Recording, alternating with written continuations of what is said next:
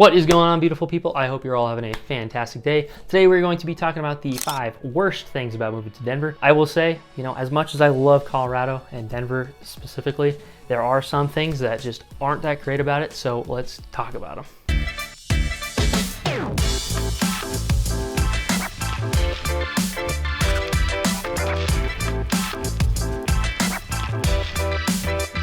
And hey, if this is your first time to the channel and you're looking to learn a little bit more about Denver or some of the surrounding areas, good, the bad, the ugly, all of the above, then make sure and hit the subscribe button down below, tap the bell icon for notifications. That way you can be the first to be notified when I come out with a video, and you can be the first to be educated about Denver. If you don't already know, my name is Michael, and I get people reaching out all the time looking to make a move to Denver or some of the surrounding areas. They just have some questions. Maybe I just don't answer their questions as much as they'd like, and they need a little help moving out to Denver. So I help them with that. If you need help or want help, have questions that I might not answer, then my contact information is below. Feel free to reach out, call, email, text, whatever you prefer. I'm more than happy to help. But without further ado, let's get right in the video. All right, people love the idea of moving out to Colorado. They watch a TV show where they go to Colorado, they have a great time, and then they get back to where they were and they're just like, oh man, Colorado's so great. And they think we all hop in our Subarus on the weekend, ride up to the mountains with our skis and our dogs, drink beer all day. And people think we all jump in our Subarus, we grow out our beards, we get our skis,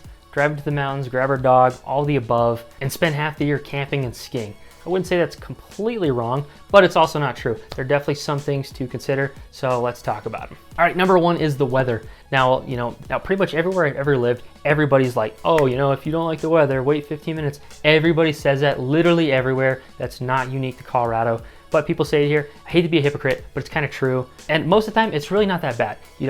No one really cares if you're at the office, storm rolls in, rains, sun's out, cool, whatever.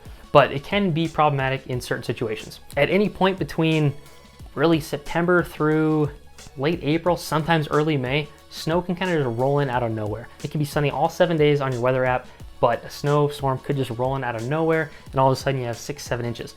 Again, not really a big deal because the sun comes out and melts it right away. But at the same time, if you're planning a trip or you're just not prepared, it can lead to some bad things, especially if you're doing something in the mountains. I'd say that's especially where the issues arise, especially, you go out, you're thinking, oh, I'm gonna go backpack for 3-4 days, and you get 10 miles from civilization, all of a sudden, snow, and you're kind of trapped in a tent. If you're not prepared for something like that, then you might be in a little trouble. Now, I'd say that is a very unlikely scenario, but at the same time, you always want to be prepared for something like that. Another thing that can change really quickly is lightning storms. So if you are up in the mountains and you're hiking, you're above tree line, the weather could have changed from the 3-hour car ride that you took to the mountains.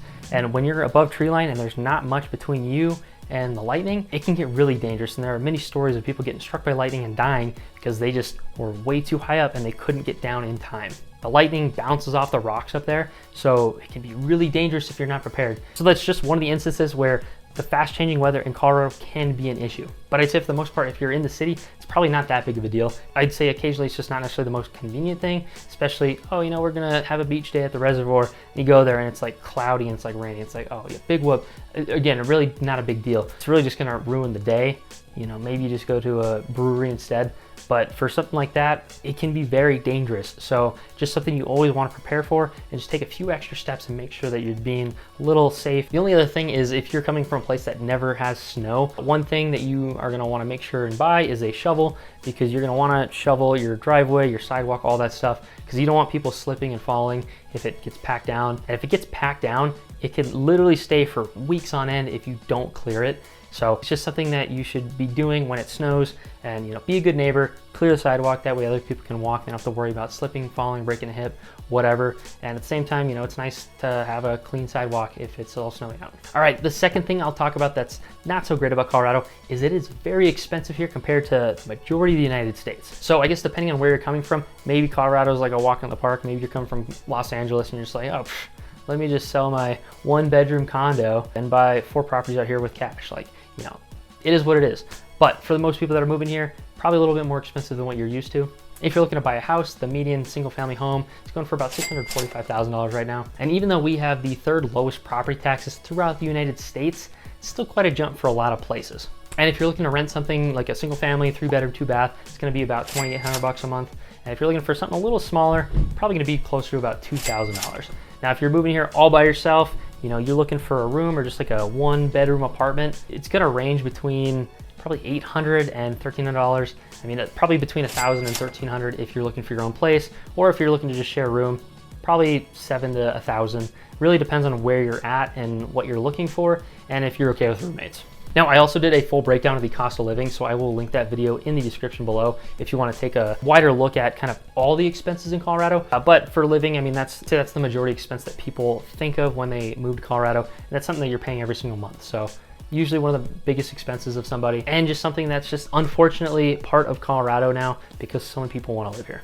And the third thing we'll talk about is the altitude. Now, we are not called the Mile High City for no reason. We are actually about a mile above sea level, which hence the name, very creative, I know. But with that comes a few additional challenges. For instance, there is less oxygen up here, so you're going to be breathing a little bit harder. So going up the stairs, probably gonna be huffing and puffing a little bit more than normal. No, you're not dying. Your body is just saying, hey, dude, slow down. I need a little bit more oxygen. There's not as much up here. So take a little bit of time, get used to it. After a few months, most people don't even notice it anymore. So you'll adapt really quickly. And then when you go back to visit your family down in elevation, all of a sudden you're gonna be like, oh yeah, let's go for a run, guys. You know, it's lots of oxygen, you're gonna love it. But it's just something about Denver. So if you're going hiking or doing some sort of outdoor activity, take a little extra time, give yourself a break until you can kind of adapt, bring a little extra water, go with a friend, don't go hiking alone when you're first coming out here. That can be really dangerous, but just something to consider. Another thing with the altitude is your recipes are gonna be a little off with some baking items. Couldn't give you a full list of all the things that are different. I know specifically peanut brittle is very different in Colorado. It's really hard to make because the recipe is so different. But before you start to bake stuff, I would definitely look to see if there's a high altitude recipe, because I'd hate for you to go through like 5 batches of ingredients just to realize, oh, I have to do something different because we're at altitude. That might be common sense to some people, but some people not so much. So there you go. Number 4, and this one's gonna get a little bit personal, so hopefully no one takes offense, but we have very bad drivers here. And this actually makes sense. I feel like wherever I go, everyone's like, oh, we have the worst drivers here. But it actually makes sense in Colorado because we have so many people coming from out of state, and driving in Colorado is a little bit different, not necessarily during the summer, but specifically during the winter when we have a lot of snow. Now, knowing how to drive on snow or in a snowstorm, rainstorm, any of that stuff, or even just preparing your car for winter is just something that isn't well known and just isn't taught in other states. I mean, it doesn't make sense to teach people how to do that in Florida because they're not gonna ever have to experience that. But in Colorado, it's very common. So if you grew up in Colorado, you pretty much learned from the time you were 15 or 16 when you got your permit that, you know, you can kind of feel the road beneath you and just you can feel how slippery things are. So over time, you just kind of build up your experience with snow driving. So somebody first time coming here, you know, they're 45 years old, first time driving on snow, it's kind of scary. It can be scary for them. So you kind of have to give these people a little bit of credit because they just don't know, you know, they're learning. So for instance, it'll be crazy icy out, but you can't really see the ice, and you'll see some dude in a Florida license plate going like 75 down to 60. And it's like, dude, what are you doing? Like, that's crazy. Or it's the opposite. And it is, you know, your typical Christmas movie, Hallmark Channel, snowfall where it's like the big flakes and they're coming down, but they're not really, they hit the ground, they melt instantly, and the road's a little wet, but it's really not slippery, and you'll have somebody going like 20 in a 50 just clogging up the traffic, and you know that will get people really annoyed. Now I will say, if you are not sure what the roads are, it's definitely better to be safe than sorry, but at the same time it can be very frustrating to people that live here and they're like, there's not even ice on the road, like why are you going slow? The snow, it's just one of those things that until you experience it probably multiple years in a row, you're not going to get a feel for it until then. And as people continuously move here, we're constantly getting these people that just don't know how to drive in the snow. And you might be moving here with a, you know, a tiny car with front wheel drive only. Might be something to be worth looking into and getting something with all-wheel drive, four-wheel drive, or just, and if not, make sure if you need snow tires, you have snow tires, because you can make the road a lot safer if your car is prepared for the weather. But if you are moving here and you're like, oh man, like that's me, first time it snows and it like looks a little bit icy out, find an empty parking lot, even like a little bit late at night. I don't think anybody's gonna care, and just kind of go out there, drive like 10 miles an hour, slam on the brakes, just get a feel for how the ice feels underneath the car, and eventually you kind of almost feel the tires underneath you on snow, and you can usually feel when it gets a little icy, when it's not icy, and you kind of start to learn the difference between the two. So, and then all of a sudden everyone's gonna be like, oh, how long have you lived in Colorado? Are you a native? You know, you're gonna look like a pro. So there you go. And the last thing that I'll say that just not so great about Colorado is it's very dry here. Now, if you haven't noticed, we're a little far from the ocean or any major body of water, so not a whole lot of humidity in the air. On top of that, we're at a very high elevation, so we're just a very dry state. Now, this means a few things. Your skin, your lips, all that stuff, it's gonna dry out a lot faster. You're gonna need more chapstick. You're gonna need more lotion. It's just part of living in Colorado. You'll probably start to get bloody noses if you already don't get them, or you'll just start getting them more often. Bloody noses are just very common out here. So if you're someone that's prone to bloody noses, maybe invest in like a humidifier for the house. Just something to think about. I'll also say you might have a more difficult time growing a garden. Throughout the year, it's not uncommon for there to be water use restrictions. Me personally, in the summer, I can only water on Tuesdays, Thursdays, and Saturdays. Those are the only days I'm allowed to water my yard.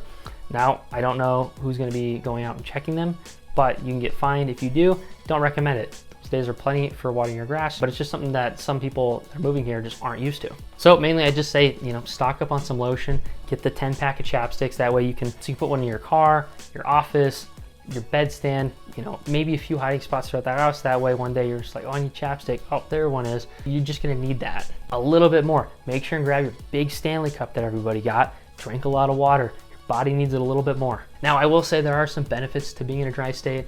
The winters are not as bitter. I used to live in Kansas for a little bit, and it's pretty humid there, surprisingly.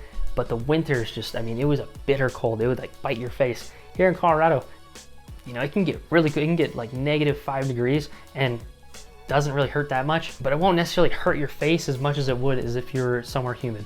Same thing with the summer. A dry heat's a very nice heat. It's very nice to sit out in the sun. You're not gonna be sweating like crazy in 75-degree weather. It can be 90 degrees and you can just be, out in the sun enjoying it. That's just some of the benefits of a dry climate, but at the same time, there are also some of the things that a lot of people don't like. It's one of those things where you're not really gonna care about it until you get like a really bad cracked lip and you're just thinking, man, this sucks. Like, this is the worst thing ever. And it's gonna be the worst thing for like 4 or 5 days until you put enough chapstick on and eventually it goes away and you forget all about it until the next cracked lips. It's probably the worst thing about it, but it just happens so much more often than a lot of other places. So just something to keep in mind. So with all that being said, Colorado really is a great place to live. There are so many benefits, but it's not perfect. And there are definitely some things. I'm sure there are plenty of other things that I mentioned that are also not so great about Colorado or Denver specifically, but hopefully I laid out some of the most common complaints in Colorado for you.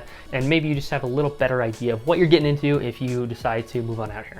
And don't forget, if you are planning on moving out, you have a few more questions that maybe I didn't answer in this video, or you just would like a little bit of help getting out here, have some questions, whatever it may be, my info is in the description, so call, text, email, whatever, and I'd be more than happy to help you in whatever way I can. But until next time, I will see you guys later.